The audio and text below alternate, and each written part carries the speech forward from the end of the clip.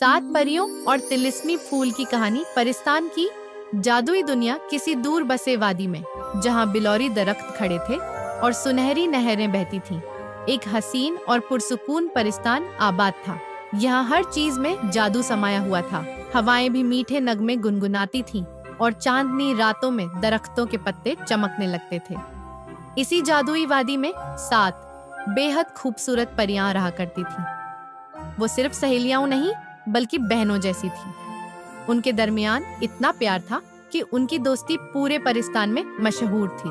हर परी की अलग खूबसूरती थी। हर सुबह परियां अपने बिलौरी बाग में खेल। बीमारी और हकीम बाबा की नसीहत। एक दिन खेलकूद के बाद सिराफीना अचानक बीमार हो गई। उसकी रोशनी मध्यम पड़ गई और उसके परों की चमक जैसे बुझने लगी।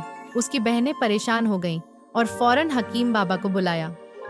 हकीम बाबा, जो एक बूढ़े मगर बहुत ही अक्लमंद आदमी थे, लंबी सफेद दाढ़ी, चमकती हुई आंखें और एक तिलिस्मी छड़ी लिए हुए आए। उन्होंने गहरी सोच में डूबकर कहा, सिराफीना को बचाने का सिर्फ एक ही तरीका है, तिलिस्मी सफेद फूल।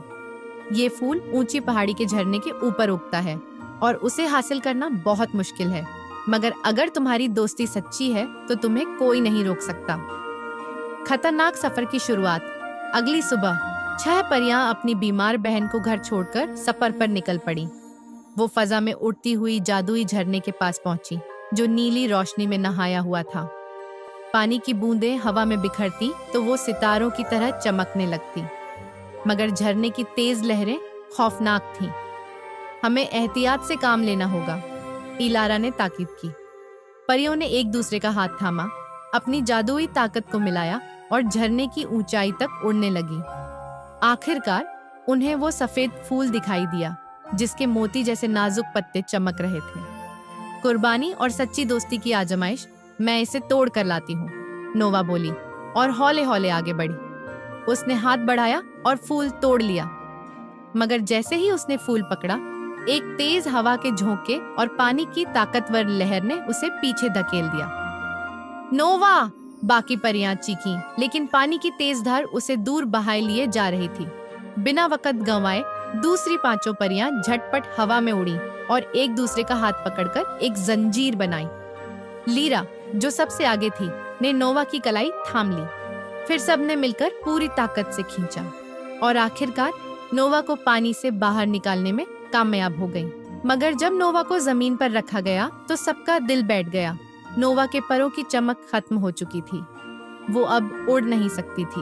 कुर्बानी का इनाम, नोवा ने हल्की मुस्कान के साथ कहा, कोई बात नहीं, मैंने अपनी बहन को बचाने के लिए अपनी जादुई ताकत कुर्बान कर दी और इससे बढ़कर मेरे लिए कुछ नहीं।